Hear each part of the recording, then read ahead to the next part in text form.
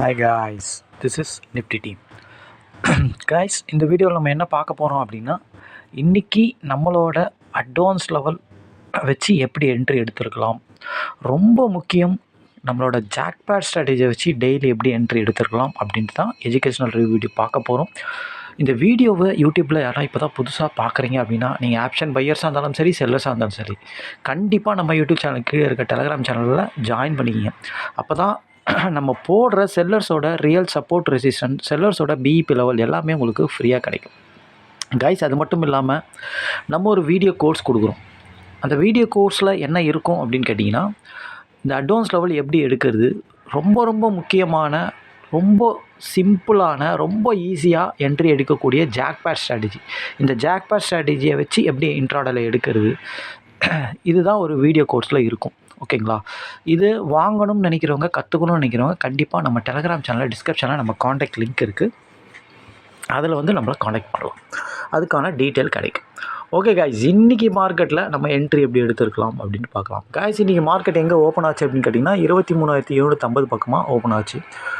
Open ஆன ஒரு 15 நிமிஷம் கழிச்சு தான் என்ட்ரி எடுப்போம். ஓப்பன் ஆன ஒரு 15 நிமிஷத்தில் மார்க்கெட் எங்கே இருந்தது அப்படின்னு கேட்டிங்கன்னா, கிட்டத்தட்ட ஒரு 100 பாயிண்ட் டவுனு, 23,640 பக்கமாக இருந்து கிட்டத்தட்ட ஒரு 110 பாயிண்ட் இறக்கிட்டான். ஆனால் மார்க்கெட் இன்சைட் மார்க்கெட், எஸ்டர்டே ஐயும் பிரேக் ஆகலை, எஸ்டர்டே லோவும் பிரேக் ஆகலை. ஓகேங்களா? இன்சைட் மார்க்கெட்டை பொறுத்த வரைக்கும் நம்ம நிறைய வாட்டி பேசியிருக்கோம். ஆக்சுவலாக இன்சைட் மார்க்கெட்டில் 2 சைடும் மூவ் ஆகும். இன்சைட் மார்க்கெட்னாலே 2 சைடும் ப்ரீமியத்தை கரைக்கிறது தான் அவங்களோட வேலை. ஃபஸ்ட்டு கால் பர்ஃபார்ம் பண்ணால் அப்புறம் புட்டு பர்ஃபார்ம் பண்ணணும், அப்புறம் புட்டு பர்ஃபார்ம் பண்ணால் அப்புறம் கால் பர்ஃபார்ம் பண்ணணும். இதே தான் நடக்கும். ஆனால் நம்மளை பொறுத்த வரைக்கும் எந்த மார்க்கெட்டாக இருந்தாலும், அது அப் மார்க்கெட்டாக இருந்தாலும் சரி, டவுன் மார்க்கெட்டாக இருந்தாலும் சரி, ரேஞ்ச் எல்லாரும் சொல்லக்கூடிய ரேஞ்ச் மார்க்கெட்டில் ட்ரேடே பண்ணக்கூடாது, நம்ம எக்ஸிக்யூட் பண்ணக்கூடாதுன்னு சொல்லுவாங்க. ஓகேங்களா?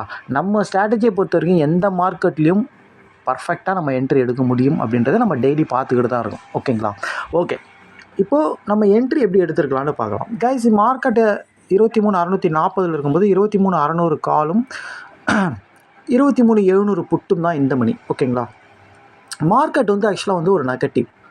ஓகேங்களா? அதாவது ஓப்பனுக்கு கீழே, ப்ரீவியஸ் க்ளோஸ் கீழே, ஆனால் எஸ்டர்டே லோவில் வந்து கரெக்டாக எக்ஸாக்டாக வந்து நின்றுது. நீங்கள் பார்த்தீங்கன்னா தெரியும். நம்ம எஸ்டர்டே லோ கிட்டே, எஸ்டர்டே ஐ கிட்டே மார்க்கெட் நின்றுதுனால நம்மளோட ஜாக்பாட் ஸ்ட்ராட்டஜி க்ரியேட் ஆகும். ஓகேங்களா? ஓகே, நம்ம இன்சைட் மார்க்கெட்டுன்றதுனால 2 சைட் ப்ரீமியம்னு செக் பண்ணுவோம். ஆக்சுவலாக மார்க்கெட் நெகட்டிவ்ன்றதுனால நம்ம 600 700 புட்டை கூட செக் பண்ணலாம் நம்ம. ஓகேங்களா? 700 புட்டை செக் பண்ணலாம். அவன் வந்து கரெக்டாக இருந்திருந்தா, அதாவது மார்க்கெட் எப்படி நெகட்டிவோ அதே மாதிரி அவன் இருந்திருந்தால் கண்டிப்பாக நம்ம அவனை எக்ஸிக்யூட் பண்ணலாம். சப்போஸ் அவன் அந்த மாதிரி இல்லை, நம்மளோட ஸ்ட்ராட்டஜியில் வரல, அதாவது ரொம்ப ஈஸியாக சிம்பிளாக சொல்ல போனால் நம்மளோட ஜாக்பாட் ஸ்ட்ராட்டஜி பிரகாரம் அவன் இருந்திருந்தால் கண்டிப்பாக நம்ம ஃபஸ்ட்டு எடுத்தோன்னே புட்டை எடுக்கலாம். அப்படி இல்லை, கால் ஜாக்பாட் ஸ்ட்ராட்டஜியில் இருக்கானா காலை எடுக்கலாம். ரொம்ப சிம்பிளாக சொல்லிட்டேன். ஆக்சுவலாக வந்து நம்ம ரெகுலர் என்ட்ரி இப்போலாம் எடுக்கிறதே கிடையாது. ரெகுலர் என்ட்ரி தேவை கிடையாது. ஏன்னா நம்ம ஜாக்பாட் ஸ்ட்ராட்டஜி டெய்லி வருது. ஓகேங்களா? டெய்லி கன்ஃபார்மாக வருது. ஓகேங்களா? அதை மட்டும் நீங்கள் கான்சன்ட்ரேட் பண்ணி அதை மட்டும் ப்ராக்டிஸ் பண்ணி பண்ணாலே மிகப்பெரிய ப்ராஃபிட் பண்ண முடியும். ஓகேங்களா? ஓகே, அப்போது ஆக்சுவலாக வந்து 700 புட்டும் 600 காலம் தான் இந்த மணி. ஓகேங்களா?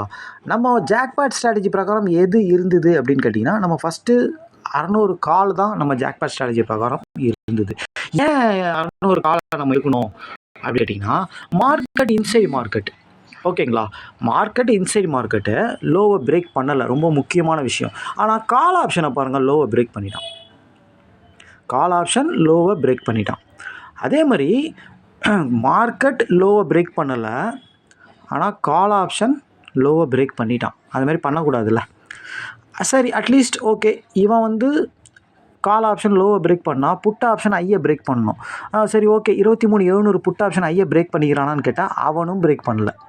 மார்க்கெட்டும் லோவை பிரேக் பண்ணல. மார்க்கெட் லோவை பிரேக் பண்ணால் புட் ஆப்ஷன் ஐயை பிரேக் பண்ணணும். ஓகேங்களா? அப்போ தான் கால் ஆப்ஷன் லோவை பிரேக் பண்ணணும். ஓகேங்களா? அப்போது இதில் வந்து எல்லாமே வந்து முரண்பாடாக இருக்குது, அதாவது டிஃபிகல்ட்டாக இருக்குது. ஓகேங்களா? இந்த மாதிரி இருக்கும்போது மெயின் நம்ம ப்ரீமியத்தை தான் நம்ம பார்க்கணும். எப்போதுமே ப்ரீமியத்தை நம்ம செக் பண்ணணும். ஓகேங்களா? அப்போ 23,700ன்ற புட்டு ஐயை உடைக்கவே இல்லை, ஆனால் கால் ஆப்ஷன் லோவை உடைச்சிட்டான். அப்போது என்ன அர்த்தம்? இது நம்ம ஜாக்பாட் ஸ்ட்ராட்டஜியில் வருது. அவன் ஐயை உடைக்காமல் இவன் லோவை உடைக்க கூடாது. அப்போது ஒன்று இவன் லோவை தொடணும், இல்லை ஓப்பன் வரைக்கும் போகணும், ஏதாச்சும் ஒன்று நடக்கணும். இல்லை லோ வரைக்குமாச்சும் போவான், இல்லை ஓப்பன் வரைக்குமாச்சும் போவான், இல்லை அதை உடச்சி மேலே கூட போயிடுவான். ஓகேங்களா, இது ரெண்டுத்தில் ஏதாச்சும் ஒன்று நடக்கும். அந்த ஒரு ரீசன்னால் தான் இந்த என்ட்ரி எடுத்தோம். ஓகேங்களா, அவன் ஐயை தாண்டலை, ஐ கிட்ட போயிட்டு புட் ஆப்ஷன் திரும்புகிறான், அப்போ தான் இந்த என்ட்ரி எடுத்தோம். அதுவும் எத்தனை மணிக்கு அப்படின்னு கேட்டிங்கன்னா ஒரு எக்ஸாக்டாக இந்த கேண்டிலில் தான் எடுத்தோம். இங்கே வந்து ஒரு 2 கேண்டில் நின்றுடுச்சு. அப்போ நம்ம இதை தான் ஸ்டாப் லாஸாக நினச்சோம். இதுக்கு கீழே தான் ஸ்டாப் லாஸ் வச்சோம். இந்த இடத்துல ஒரு 2-3 கேண்டில் நின்றுடுச்சு, அதாவது 100ன்ற இடத்துல நின்றுடுச்சு. அப்போ இந்த இடத்துல தான் நம்ம எக்ஸிக்யூட் பண்ணணும். கரெக்டாக நம்ம அந்த டைமில் புட்டை போய் பார்த்தோம், புட்டு வந்து ஐயை உடைக்கல. அப்போ இவன் லோ உள்ள வரணும், இல்லை ஓப்பன் வரைக்கும் வரணும், இல்லை லோவை டச் பண்ணணும், ஏதாச்சும் ஒன்று நடக்கணும். ஓகேங்களா, அதனால தான் இந்த என்ட்ரி எக்ஸிக்யூட் பண்ணணும். 100ன்ற என்ட்ரி எடுத்திருந்தீங்க அப்படின்னா 85 தான் ஸ்டாப் லாஸ் உங்களுக்கு. நல்ல ஒரு ஸ்டாப் லாஸ் தான். ஓகேங்களா, அதே டைமில் நீங்கள் இங்கே எடுக்கும்போது இவன் ஸ்டாப் லாஸ் அடித்தாலும் அவ்வளோதான், ஸ்டாப் லாஸ் ஹிட்டு. ஓகேங்களா, இவன் ஸ்டாப் லாஸ் வச்சா அப்போ புட் ஆப்ஷன் ஐயை உடைப்பான். ஓகேங்களா, அப்போது புட் ஆப்ஷன் ஐயை உடைச்சா இவன் லோ உடைச்சது கரெக்டு கான்செப்ட்டு, அது அப்படியே டவுன் ஆகி போயிட்டே இருந்திருக்கும். ஓகேங்களா, அது நம்ம ஒன்றுமே பண்ண முடியாது. அவன் உடைக்காத காரணத்தினால தான் நம்ம இந்த என்ட்ரி எக்ஸிக்யூட் பண்ணுறோம். நம்ம ஜாக்பாட் ஸ்ட்ராட்டஜியில் இதை தான் சொல்லியிருக்கோம். இன்னும் இன்டிப்த்தாக ரொம்ப டீட்டெயிலாக நம்ம ஸ்ட்ராட்டஜியில் சொல்லியிருக்கோம். இது நம்ம ஒரு ஓவராலாக தான் சொல்கிறோம். ஓகேங்களா, அப்போது இந்த இடத்துல கண்டிப்பாக நம்ம எடுக்கிறோம், நம்ம ஒரு ஸ்டாப் லாஸ் வச்சு எடுக்கிறோம். ஆனால் இது 80 to 90% தான் வின்னிங் ரேஷியோ. அப்போ 10% இது ரிவர்ஸ் ஆகி ஸ்டாப் லாஸும் அடிக்கலாம். அடித்தா நம்ம கவலைப்படக்கூடாது. அப்போ இந்த இடத்துல நம்ம என்ட்ரி 100ன்ற இடத்துல கண்டிப்பாக இவன் பர்ஃபார்ம் பண்ணுவான்றது நம்மளுக்கு 1/4 மணி நேரத்தில் தெரியும். என்ன ரீசன்? புட் ஆப்ஷன் ஐயை உடைக்கல. அப்போது இவன் லோவை உடைக்கக்கூடாது. ஆனால் இவன் லோவை உடச்சி நின்றுட்டு இருந்ததுனால இவன் தான் பர்ஃபார்ம் பண்ணணும். அப்போது இவன் ஒரு லோ கிரியேட் பண்ணணும். ஆக்சுவலாக ஒரு இடத்துல 2 கேண்டில் நின்றுதுன்னா அந்த லோ அங்கே இடத்துல என்ட்ரி கொடுத்துட்டு ஒரு 15 பாயிண்ட் ஸ்டாப் லாஸ் வைக்கலாம். ஓகேங்களா, அப்போது அந்த மாதிரி 100ல் நம்ம என்ட்ரி கொடுத்துருந்தா மார்க்கெட் வந்து 140 வரைக்கும் போச்சு. ஒரே கேண்டிலே 140 பாயிண்ட் போனோம். நம்மளுக்கு அவ்வளோலாம் தேவையில்ல. First target 15 point, second target 15 point. இதை தான் நம்ம எப்போதுமே எந்த மார்க்கெட்லேயுமே நம்ம கான்சன்ட்ரேட் பண்ணுவோம். ஓகேங்களா, ஓகே, எடுத்தோம். இதுதான் ஃபஸ்ட்டு என்ட்ரி. அதுக்கப்புறம் என்ன ஆச்சுன்னா இவன் லோவை உடைச்சிட்டான், ஓப்பனோ எல்லாமே இவன் நெகட்டிவ் டோட்டலாக. ஓகேங்களா, நோவை உடைச்சிட்டான். இன்னொன்று மார்க்கெட்டும் லோவை உடைச்சிருச்சு. அப்போது 2 பேருமே காலும் லோவை உடைச்சிட்டான், எஸ்டர்டே லோவை உடைச்சிட்டான், மார்க்கெட்டும் எஸ்டர்டே லோவை உடைச்சிருச்சு. அப்போ தான் புட்டு பர்ஃபார்ம் பண்ண போகிறான்றது தெரியும். அப்போது புட்டு வந்து லோ கிட்டே இருந்தான் எக்ஸாக்டாக. ஓகேங்களா, அப்போது அந்த இடத்துல வந்து பார்த்திங்கன்னா நம்ம செகண்ட் என்ட்ரி என்ன எடுத்தோன்னு பார்த்திங்கன்னா 650 புட்டை தான் எடுத்தோம். அவன் தான் அப்போ இந்த மணியாக இருந்தான் பாருங்கள். அதாவது கால் ஆப்ஷன் லோவை உடைக்கிறான். ஆல்ரெடி அவன் லோவை உடைச்சி தான் இருந்தான். ஆனால் அவன் டார்கெட் கொடுத்துட்டு திருப்பியும் வந்த லோவை உடைச்சிட்டான். அந்த டைமில் நம்மளுக்கு இன்னொரு க்ளூ என்ன அப்படின்னு கேட்டால் மார்க்கெட்டும் லோவை உடைச்சிது. ஓகேங்களா, மார்க்கெட்டும் நம்மளுக்கு லோவை உடைச்சிது. அப்போது 2 பேருமே லோவை உடைச்சா புட் ஆப்ஷன் என்ன பண்ணணும்? புட் ஆப்ஷன் ஐ வரைக்கும் போயிடணும். அதுதான் ரூல். ஐ வரைக்கும் போகணும். ஓகேங்களா, இதுதான் ரூல். ஓகேங்களா, அதனால தான் இந்த என்ட்ரியை நம்ம செகண்ட் என்ட்ரி எடுத்தோம். ஓகேங்களா, எஸ்டர்டே லோவை வந்து நம்ம ஒரு லெவலாக எடுத்து அந்த இடத்துல மார்க்கெட் நிற்கும் போது எடுத்தோம் எக்ஸாக்டாக. ஓகேங்களா, 75 நம்மளுக்கு ஸ்டாப் லாஸ் 60. ஓகேங்களா, 75 தான் எஸ்டர்டே லோ. இந்த இடத்துல நீங்கள் மார்க்கெட் பாருங்கள் 2-3 கேண்டில் நின்றுடுச்சு. ஓகேங்களா, அப்போது இந்த இடத்துல நம்ம என்ட்ரி கொடுத்தோம் அப்படின்னா இதுதான் ஸ்டாப் லாஸ், 60 தான் ஸ்டாப் லாஸ் நம்மளுக்கு. ஓகேங்களா, எக்ஸாக்ட் என்ட்ரி இது 75. நம்ம வந்து 30 பாயிண்ட் தான் ட்ரை பண்ணுவோம். 75னா மார்க்கெட் 105 ஒரே கேண்டில் என்ட்ரி எடுத்து அடுத்த செகண்டில் போயிடுச்சு 30 பாயிண்ட். ஓகேங்களா, 30 பாயிண்ட் அசால்ட்டாக போயிட்டான். இப்போ ஒரே கேண்டில் போனதுனால நம்மளுக்கு 30 பாயிண்ட்டும் கிடச்சிருக்கும். ஓகேங்களா, கண்டிப்பாக கிடச்சிருக்கும். ஏன்னா நம்ம ஒரு கேண்டில் 15 பாயிண்ட் போதான்னு பார்ப்போம், அவன் கொஞ்சம் கொஞ்சமாக போவான். ஆனால் ஒரே கேண்டில் போகும்போது ஜாக்பாட் மாதிரி அடிச்சிடலாம் நம்ம. ஓகேங்களா, ஆனால் அவன் ஐ வரைக்கும் போயிட்டான் பாருங்கள். கிட்டத்தட்ட 75 175 100 பாயிண்ட்டு. இப்போ இந்த பாயிண்ட்லாம் எப்படி பிடிக்கணும் அப்படின்னு கேட்டால் கண்டிப்பாக நம்ம ரூல்ஸ் பிரகாரம் ஒரு என்ட்ரி எடுப்போம். ஜாக்பாட் ஸ்ட்ராட்டஜியில் வந்தாலே நம்ம என்ட்ரி கொடுப்போம். இது வந்து செகண்ட் ஜாக்பாட். அதாவது first call side jackpot strategy வந்தது, அப்புறம் புட்டு சைடு வந்தது. ஓகேங்களா, எதில் வேணால் எடுத்துக்கிட்டே இருக்கலாம் நம்ம. ஓகேங்களா, ஆனால் அந்த மாதிரி மூவ்மெண்ட் இருந்தால் எடுக்கலாம், இல்லைனா ஒரு என்ட்ரி தான். எல்லா என்ட்ரி எடுக்கணுமான்னு கேட்டால் நான் சொல்ல மாட்டேன், வேண்டாம், ஒரு என்ட்ரி அவ்வளோதான். ஓகேங்களா, நம்மளுக்கு தேவை 15 பாயிண்ட் 30 பாயிண்ட் கிடச்சிதுன்னா அவ்வளோதான். அடுத்த என்ட்ரி நல்ல என்ட்ரியாக இருந்தாலும் தேவையில்லை. பண்ணணும்னு நினச்சா அதுக்கேற்ற மாதிரி நீங்கள் அதே மாதிரி ஸ்டைலில் பண்ணணும். 2 வாட்டி பண்ணால் அதே ஸ்டைலில் பண்ணணும், ஒரு வாட்டி பண்ணால் அதே ஸ்டைலில் பண்ணணும். அதுதான் டிசிப்ளின் ரேட், அதுதான் மணி மேனேஜ்மெண்ட், அதுதான் சைக்காலஜி. ஓகேங்களா, ஓகே. அப்போது இந்த இடத்துல நீங்கள் எடுத்திருந்தீங்கன்னா 15 பாயிண்டில் நீங்கள் ஃபஸ்ட் டார்கெட்டை கட் பண்ணிவிட்டு 75ல் நீங்கள் ட்ரைலிங் ஸ்டாப் லாஸ் போட்டுவிட்டு ஒரு 1/2 hour வெயிட் பண்ணணும்.